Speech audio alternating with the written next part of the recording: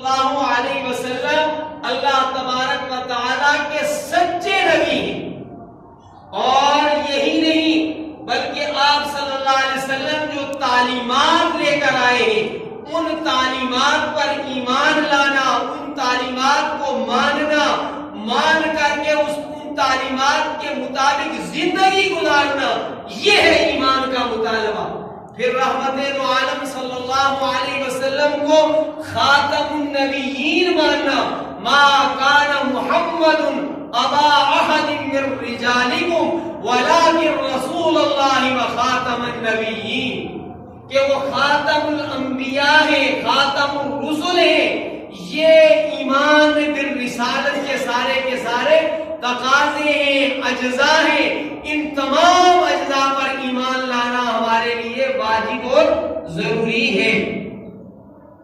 حضور اکرم صلی اللہ علیہ وسلم نے ارشاد فرمایا، سیدنا حضرت ابو ہریرہ رضی اللہ تعالی عنہ روایت فرماتے ہیں، آپ صلی اللہ علیہ وسلم نے ارشاد فرمایا، قسم ہے اس ذات پاک کی جس کے قبضے میں مجھ محمد صلی اللہ علیہ وسلم کی جان ہے، فرمایا کوئی بھی امتی میرے آنے کے بعد، چاہے وہ یہودی ہو چاہے وہ عیسائی ہو، جس نے میری نبوت کے متعلق سنا، میری رسالت کا اعلان اس کے کانوں تک پہنچا، فرمایا جو تعلیم لے کر کے میں آیا ہوں، اگر کوئی یہودی ہو، عیسائی ہو، بدھسٹ ہو، ہندو ہو، ایک کوئی جو انسان ہے، کوئی جو جن ہے، وہ اگر نبی اکرم صلی اللہ علیہ وسلم کی تعلیمات کا انکار کرے گا،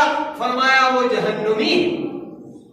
رسول اکرم صلی اللہ علیہ وسلم کو نہ ماننا، آپ صلی اللہ علیہ وسلم کی تعلیمات کو نہ ماننا، یہ اپنے آپ کو جہنم کا حقدار بنانا ہے۔ اور پھر ایمان کس طرح لائے؟ قرآن حکیم نے یہ بھی بتا دیا، من مرضی کا ایمان نہیں، بلکہ فرمایا سورہ بقرہ کے آغاز میں ہے، آمنو کما آمن الناس، اے انسانوں ایمان لاؤ جس طرح صحابہ ایمان لائے، جس طرح سیدہ خدیجہ الکبریٰ ایمان لائیں، ازواج مطہرات ایمان لائیں، بنات طاہرات ایمان لائیں، ابو بکر لائے، عمر لائے، عثمان و علی رضوان اللہ تعالی علیہم اجمعین جس طرح ایمان لائے، جس طرح سیدنا حضرت بلال رضی اللہ تعالیٰ عنہ ایمان لائے، جس طرح ابو فقیہ ایمان لائے، جس طرح حضرت سمیہ ایمان لائیں، جس طرح حضرت زنیرہ رضی اللہ عنہ ایمان لائی ہیں، جس طرح صحابہ ایمان لائے ہیں، رسول اکرم صلی اللہ تعالی علیہ وسلم پر سب سے پہلے ایمان لانے والی سعادت مند خاتون حضرت سیدہ خدیجہ الکبریٰ رضی اللہ تعالی عنہا ہے۔ اس لیے کہ سب سے پہلے رسول اکرم صلی اللہ علیہ وسلم نے وحی کی کیفیت آ کر ان کے سامنے بیان کی تھی۔ سب سے پہلے قرآن حضرت خدیجہ نے سنا، اور سب سے پہلے رسول اکرم صلی اللہ علیہ وسلم سے نماز سیکھنے والی سیدہ خدیجہ الکبریٰ رضی اللہ تعالیٰ عنہا ہے، اور سب سے زیادہ پہلے رحمت دو عالم سیدنا محمد رسول اللہ صلی اللہ علیہ وسلم کی ابتدا میں نماز ادا کرنے والی یہ خاتون سعادت مند ہے۔ پھر مردوں میں سب سے پہلے سیدنا حضرت ابو بکر صدیق رضی اللہ تعالیٰ عنہ آپ پر ایمان لائے، اور کیسا پختہ ایمان تھا سیدنا حضرت ابو بکر صدیق رضی اللہ تعالیٰ عنہ کا، جن کے ایمان پر جو ہے وہ مہر ثبت کی اللہ رب العالمین نے۔ حضرت عائشہ صدیقہ رضی اللہ تعالیٰ عنہ فرماتی ہیں کہ رسول اکرم صلی اللہ علیہ وسلم اللہ تعالیٰ کے حکم سے راتوں رات مسجد اقصی تشریف لے گئے، سفر معراج فرمایا، واپس تشریف لائے، اور صبح آپ نے بتایا کہ اس طرح راتوں رات میں نے اتنا طویل سفر سفر کیا ہے جس سفر میں اور مقامات کے ساتھ ساتھ مسجد اقصی کی حاضری بھی تھی، تو کچھ لوگ جو نئے آپ کے حلقہ بگوش ہوئے تھے وہ پلٹ گئے اور مذاق اڑانے لگے کہ یہ کیسے ہو سکتا ہے کہ راتوں رات اتنا طویل سفر ہو گیا اور پھر واپس بھی آ گئے۔ اور پھر وہ مذاق اڑانے والے بھاگ کر کے سیدنا صدیق اکبر رضی اللہ تعالیٰ عنہ کی خدمت میں حاضر ہوئے اور کہنے لگے ابو بکر کیا تمہیں معلوم ہوا کہ تمہارے دوست محمد صلی اللہ علیہ وسلم کیا فرما رہے ہیں؟ کیا ایسا ممکن ہے؟ کیا ایسی بعید از عقل بات کو مانا جا سکتا ہے؟ فرمایا کیا ہوا؟ فرمایا وہ کہہ رہے ہیں میں راتوں رات میں ایک طویل سفر کر کے آیا ہوں، اس میں نے مسجد اقصی کو دیکھا ہے اور قبل صبح میں واپس آ گیا ہوں۔ تو سیدنا صدیق اکبر رضی اللہ تعالیٰ عنہ نے پوچھا کیا وہ واقعی وہی یہ فرما رہے؟ ہاں فرما رہے، وہی فرما رہے۔ فرمایا اگر میرے ساتھی محمد صلی اللہ علیہ وسلم نے یہ فرمایا ہے تو یہ بالکل سچ ہے۔ فرمایا میں اس سے زیادہ بعید از عقل بات قبول کرتا ہوں کہ جو اس سے زیادہ مشکل ہے۔ فرمایا وہ کیا؟ فرمایا میں اس پر ایمان رکھتا ہوں کہ کئی صبحیں ایسی ہوتی ہیں، کئی شامیں ایسی ہوتی ہیں کہ ساتوں آسمان کے اوپر سے فرشتہ وحی لے کر کے ان کے پاس آتا ہے۔ ایک روایت میں آتا ہے کہ اس سفر کے دوران حضور اکرم صلی اللہ علیہ وسلم نے جبرائیل امین سے تذکراتن فرمایا کہ لوگ سفر معراج اور اسراء کا انکار کریں گے، تو جبریل علیہ السلام نے فرمایا کہ کرنے والے کرتے رہے، ابو بکر صدیق ہے وہ اس کی تصدیق فرمائے۔ نبی کی بات جب سامنے آئے تو سارے فلسفے، سارے عقل کے معیارات وہاں ناکام ہو جاتے ہیں۔ محمد رسول اللہ صلی اللہ علیہ وسلم پر ایمان کا تقاضا یہ ہے آپ کی عقل میں آئے یا نہ آئے، ممکن ہے، ممکن نہیں، حقیقت ہے، عقل محدود ہے۔ رحمت دو عالم صلی اللہ علیہ وسلم کیا مشن، آپ کی رسالت، آپ کا علم، آپ کے علوم جو ہے وہ اس سے بالا تر ہے، وسیع تر ہے۔ میرے بھائیوں اس طرح ایمان لائے تھے حضرات صحابہ کرام رضوان اللہ تعالی علیہم اجمعین۔ حضرت زمرہ رضی اللہ تعالی عنہ ایک صحابی ہیں، وہ فرماتے ہیں کہ دو بندوں کے درمیان میں جھگڑا ہو گیا، لڑائی ہو گئی، اور وہ اپنا کیس، اپنا مقدمہ لے کر رسول اکرم صلی اللہ علیہ وسلم کی خدمت میں حاضر ہوئے۔ ایک ان میں سے جھوٹا تھا، ایک سچا تھا۔ رحمت دو عالم صلی اللہ علیہ وسلم چونکہ الصادق تھے، الامین تھے، آپ نے سچے کے حق میں فیصلہ فرمایا۔ جو جھوٹا تھا اس نے کہا کہ میں اس فیصلے کو تسلیم نہیں کرتا، تو سچے بندے نے کہا پھر کیا کریں؟ اس جھوٹے نے کہا کہ ہم اپنا کیس ابو بکر کے پاس لے چلتے ہیں۔ کہا ٹھیک ہے۔ وہ یہ سمجھتا تھا کہ ابو بکر بڑے نرم دل ہیں اور میں ان کو ذرا اپنے حق میں کر لوں گا کسی نہ کسی طرح۔ وہ وہاں پہنچے تو جس بندے کے حق میں فیصلہ فرمایا تھا رسول اکرم صلی اللہ علیہ وسلم نے، اس نے ساری کارگزاری سنائی، تو اس کو کہا حضرت ابو بکر صدیق رضی اللہ تعالیٰ عنہ نے کہ میں محمد الرسول اللہ صلی اللہ علیہ وسلم کے فیصلے کے بعد کوئی اور فیصلہ نہیں کر سکتا، وہی فیصلہ سچا ہے، وہی فیصلہ حق ہے، اسی فیصلے کو تمہیں تسلیم کرنا ہے۔ اس نے دوبارہ کہا کہ نہیں، مجھے اس پر بھی اطمینان نہیں ہے۔ تو اس سچے بندے نے جس کے حق میں فیصلہ ہوا تھا پوچھا پھر تم کیا کرنا چاہتے ہو؟ تو اس نے کہا میں عمر کے پاس جو ہے اس کیس کو، مقدمے کو لے جاؤں گا۔ چنانچہ وہ حاضر ہوئے حضرت عمر رضی اللہ تعالیٰ عنہ کی خدمت مبارکہ میں. سیدنا حضرت عمر رضی اللہ تعالیٰ عنہ کو اس سچے بندے نے ساری کارگزاری سنائی اور حضرت عمر نے پوچھا اس سے کیا یہ صحیح کہہ رہا ہے؟ اس نے کہا صحیح کہہ رہا ہے کہ محمد الرسول اللہ صلی اللہ علیہ وسلم نے بھی اسی کے حق میں فیصلہ کیا، حضرت ابو بکر نے اسی کے حق میں فیصلہ کیا. پھر فرمایا حضرت عمر رضی اللہ تعالیٰ عنہ نے آؤ اب میں تمہارا فیصلہ کرتا ہوں. یہ کہہ کر حضرت عمر رضی اللہ تعالیٰ عنہ اپنے گھر میں تشریف لے گئے، تلوار لے کر آئے، اس کی گردن اڑا دی. اللہ کا قرآن نازل ہوا فلا وربک لا یؤمنون حتی یحکموک فیما شجر بینہم ثم لا یجدوا فی انفسہم حرجا مما قضیت ویسلموا تسلیما.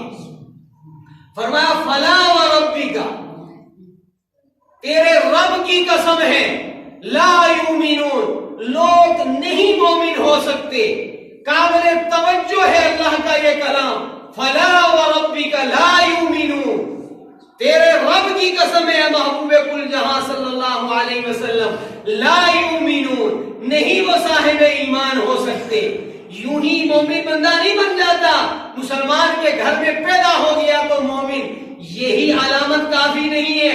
ختنہ کروا دیا تو مسلمان ہو گیا، یہی علامت کافی نہیں ہے. اور پٹواری کے رجسٹر میں اس کا نام مسلمانوں جیسا رکھ دیا تو یہ مومن ہو گیا. ذرا توجہ طلب بات ہے، یہ قدم قدم بلائیں یہ سواد کوئے جانا. فلا وربک لا یؤمنون، محبوب کل جہاں تیرے رب اکبر کی قسم ہے، نہیں لوگ صاحب ایمان ہو سکتے حتی یحکموک فیما شجر بینہم، لوگوں کے درمیان جو جھگڑے ہوتے ہیں، جو تنازعات ہوتے ہیں، جب تک اپنے تنازعات میں، اپنے جھگڑوں میں، اپنے معاملات میں سیدنا محمد الرسول اللہ صلی اللہ علیہ وسلم کو فیصل اور جج اور حاکم تسلیم نہیں کرتے، تب تک یہ لوگ مومن نہیں ہو سکتے. اور کیسے فیصل نبی اکرم صلی اللہ علیہ وسلم کو فرمایا جب نبی کوئی فیصلہ کرے تو دل سے اس فیصلے کو مان لے، سر بسر اس فیصلے کو مان لے. اور اگر اس فیصلے سے دل کے اندر تنگی محسوس کرتے ہیں، مجبوراً اسے مان لیتے ہیں، فرمایا یہ ایمان والے نہیں ہو سکتے. ایسا ایمان مطلوب ہے. محمد الرسول اللہ صلی اللہ علیہ وسلم کے فیصلے کے بعد کوئی اور فیصلہ جو ہے وہ نہیں ہے. آپ صلی اللہ علیہ وسلم پر اس طرح ایمان لائے اور پھر ایمان کے تقاضوں کو پورا کرنے کے لیے جتنے حالات آئے ان حالات پر جماؤ ہو، استقامت ہو. فرمایا آمنت باللہ ثم استقیم، اے بندے تو یہ کہہ کہ میں اللہ پر ایمان لایا، پھر ثابت قدمی دکھا اس کے اوپر. سیدنا حضرت بلال رضی اللہ تعالیٰ عنہ، غلاموں میں سب سے پہلے ایمان لانے والے بلال ہیں. جب حضرت بلال رضی اللہ تعالیٰ عنہ ایمان لائے تو آپ کے جو مالک تھا، وہ غلاموں کا ایک دور ہوتا تھا، وہ چیزیں باقی نہیں رہی ہیں. تو حضرت بلال رضی اللہ تعالیٰ عنہ، یہ کچھ لوگ ہیں، حضرت عبداللہ ابن مسعود رضی اللہ تعالیٰ عنہ ارشاد فرماتے ہیں کہ پہلے ایمان لانے والوں میں محمد الرسول اللہ. یاد رکھیں نبی کے پر واجب ہے کہ نبی خود بھی اپنی نبوت پر ایمان لائے. خدیجہ الکبریٰ ہیں، ابو بکر ہیں، بچوں میں حضرت علی رضی اللہ تعالیٰ عنہ ہیں، اور زید بن حارثہ ہیں، حضرت مقداد ہیں، حضرت بلال ہیں. یہ لوگ ہیں جو السابقون الاولون میں بھی سب سے پہلے ایمان لانے والے ہیں. حضرت بلال رضی اللہ تعالیٰ عنہ جب ایمان لائے تو امیہ بن خلف جو ان کا مالک تھا اس نے ان کو بڑی تکلیفیں پہنچائی. فرمایا حضور اکرم صلی اللہ علیہ وسلم کی حمایت میں پہلے ہی مرحلے میں آپ کے چچا ابو طالب کھڑے ہو گئے اور سب کو للکار دیا کہ اگر میرے بھتیجے کو کوئی میری موجودگی میں تنگ کرے گا تو اس کو لینے کے دینے پڑیں گے، اس کے بس کا نہیں کہ وہ میری موجودگی میں جو ہے وہ رسول اکرم صلی اللہ علیہ وسلم کو تنگ کرتا پھرے۔ فرمایا ابو بکر کی برادری اتنی مضبوط تھی، مانا وہ ایمان نہیں لائے، لیکن پہلی تکلیف کے مرحلے کے بعد وہ ان کے حق میں کھڑے ہو گئے، بات اس حد تک کہ آپ ان پر جو ہے حملہ آور نہیں ہو سکتے۔ بقیہ حضرات کو بہت پریشان کیا گیا، لیکن ان سب میں سے سب سے زیادہ استقامت دکھانے والے، سب نے استقامت دکھائی لیکن سب سے زیادہ جو تکالیفیں پہنچائیں گے وہ حضرت بلال رضی اللہ تعالیٰ عنہ کو پہنچائیں گی۔ فرمایا کہ حضرت بلال رضی اللہ تعالیٰ عنہ کو اتنی گرم ریت کے اوپر جو ہے وہ لٹا کر کے آپ کے سینہ مبارک پر پتھر رکھ دیے جاتے تھے کہ آپ حرکت نہ کر سکے، جنبش نہ کر سکے۔ حضرت ابو العاص رضی اللہ تعالیٰ عنہ فرماتے ہیں کہ میں نے اس گرم ریت کو دیکھا ہے، فرماتے ہیں قسم بخدا اگر اس گرم ریت کے اوپر گوشت کو ڈالا جاتا تو گوشت جل جاتا۔ اتنی سخت تکلیف کے اندر بھی مسلسل پوری استقامت کے ساتھ سیدنا بلال، ساری انسانیت کا تیری استقامت کو سلام، خدا کی رحمتوں کا می تیری تربت پاک پر برستا رہے۔ سیدنا بلال انگاروں کے اوپر لٹائے جاتے ہیں، گرم ریت کے اوپر لٹائے جاتے ہیں اور کہا جاتا ہے ان کو کہ یا تڑپ تڑپ کر جان دے دے یا محمد رسول اللہ پر ایمان لانے سے انکار کر دے، اس وقت بھی خدا کی وحدانیت کا انکار کر دے۔ بلال اس حالت میں بھی کہتے ہیں، لکھا ہے حدیث پاک میں ہے وَهُوَ يَقُولُ احد احد، اللہ ایک ہے، اللہ ایک ہے، اللہ ایک ہے۔ اس طرح ایمان کا مطالبہ ہے اہل ایمان سے، برادری کے تقاضوں کے سامنے ایمان کے تقاضوں کو چھوڑ دینا، سماج کے تقاضوں کے سامنے ایمان کو ڈھیر کر دینا، خوشیوں کے سامنے محمد الرسول اللہ صلی اللہ علیہ وسلم پر ایمان کے تقاضوں کو بھول جانا، یہ ایمان نہیں ہے، ایمان کے نام پر دھوکہ ہے، ایمان کے نام پر جو ہے وہ ایک ڈھونگ ہے رچایا ہوا۔ تو رسول اکرم صلی اللہ تعالی علیہ وسلم کا پہلا حق جو ہمارے ذمہ ہے وہ ہے ایمان بالرسالت، کہ رسول اکرم صلی اللہ علیہ وسلم پر ہمارا غیر متزلزل ایمان ہو۔ کیسا ایمان ہو؟ جیسا ایمان سیدنا صدیق اکبر کا تھا، جیسا ایمان حضرت عمر بن خطاب کا تھا، حضرت عثمان کا ایمان تھا، حضرت علی کا ایمان تھا۔ یعنی ایمان میں نمونہ ہمارے لیے صحابہ کرام رضوان اللہ تعالی علیہم اجمعین ہے، یہ معیار ایمان ہے، یہ مثال ہے ایمان کی، یہ وہ بے مثال مومنانہ جماعت تھی کہ ایسی ایمان کامل والی جماعت اس کے بعد نہ آسمان نے دیکھی، نہ زمین نے دیکھی، نہ ہواؤں اور نہ فضاؤں نے دیکھی۔ آمنو کما آمن الناس، ایمان لاؤ اس طرح جس طرح حضرات صحابہ کرام رضوان اللہ تعالی علیہم اجمعین ایمان لائے۔ تو رسول اکرم صلی اللہ تعالی علیہ وسلم کا حق کے اول یاد رکھیں، سبق کے انداز میں مجھے پڑھانا ہے، آنے والے وقت میں ایک حق میں نے بتایا ہے، 9 حقوق ابھی اور بتانے ہیں آپ کو، تو سبق کے طور پر یہ یاد رکھیں کہ حضور اکرم صلی اللہ علیہ وسلم کا پہلا حق کیا ہے؟ ایمان ان پر لانا، فآمنوا باللہ ورسولہ والنور الذی انزلنا، اور ایمان اس طرح لانا ہے سب سے پہلے کہ آپ اللہ کے سچے نبی ہیں، آپ خاتم النبیین ہیں، آپ کے بعد کوئی نبی نہیں ہے۔ اور تیسری بات ذرا توجہ سے سننا اور پھر اس پر اپنے آپ کو پرکھنے کی کوشش کرنا، نبی صلی اللہ علیہ وسلم کی ذات پر ہی ایمان لانا کافی نہیں، بلکہ ذات نبوت پر آپ کا اور میرا ایمان تب تسلیم ہوگا جب نبی صلی اللہ علیہ وسلم کی بات پر بھی ہمارا ایمان ہو، اور اس طرح ایمان ہو کہ باتیں نبی کو مان کر اس پر عمل کرنے والے ہم بن جائیں۔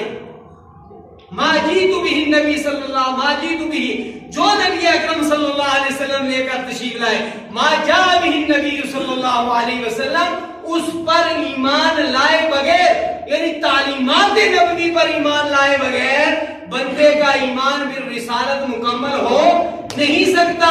اور اگر محمد رسول اللہ پر ایمان نہیں ہے تو گویا اللہ پر ایمان نہیں ہے اور آخرت پر ایمان نہیں ہے، پھر وہ بندہ مومن نہیں ہو سکتا۔ اور ایمان کے سلسلے میں اپنے سامنے معیار رکھیں حضرات صحابہ کرام رضوان اللہ تعالی علیہم اجمعین کو۔ رسول اکرم صلی اللہ علیہ وسلم پر ایمان لانے میں آزاد مرد بھی تھے، گھر کے لوگ بھی تھے، باہر کے لوگ بھی تھے، عورتیں بھی تھے، مرد بھی تھے۔ اور حضرت سمیہ رضی اللہ تعالی عنہ ایک خاتون ہے، صنف نازک ہے، لیکن جب آپ صلی اللہ علیہ وسلم پر ایمان لائیں تو اس پاداش میں، اس میں سزا جو دشمنان اسلام نے آپ کو دی وہ اتنی بھیانک، اتنی المناک، اتنی دردناک جو ہے وہ سزا ہے کہ آپ کے ایک جو ہے وہ پاؤں کے ساتھ ادھر اونٹ باندھا گیا، دوسرے کے ساتھ ادھر باندھا گیا، اور آپ کے جسم کو دو لخت کر دیا گیا۔ آج تھوڑے تھوڑے تقاضوں پر ہم رحمت دو عالم صلی اللہ علیہ وسلم کی تعلیمات کو بھول جاتے ہیں۔ ہم یہ نہیں سمجھتے کہ ہم کسی ہستی پر ایمان لائے ہیں، اس ایمان کے کچھ تقاضے ہیں، ان تقاضوں کو ہم بھول جاتے ہیں۔ بہرحال یہ ایک مضمون ہے، اسے اچھی طرح پڑھیں، اچھی طرح سمجھیں، اور یاد رکھیں کہ رسول اکرم صلی اللہ علیہ وسلم کے قرآن و سنت کی روشنی میں ہمارے اوپر جو حقوق ہیں ان میں حق اول کیا ہے؟ رسول اکرم صلی اللہ علیہ وسلم پر ایمان لانا۔ ویسے تو تمام انبیاء پر ایمان لانا ہمارے ایمانیات کی بنیادوں میں داخل ہے۔ آمنت باللہ و ملائکتہ و رسلہ، ہم سارے انبیاء پر ایمان لاتے ہیں، حضرت آدم علیہ السلام سے لے کر جناب محمد رسول اللہ صلی اللہ علیہ وسلم پر۔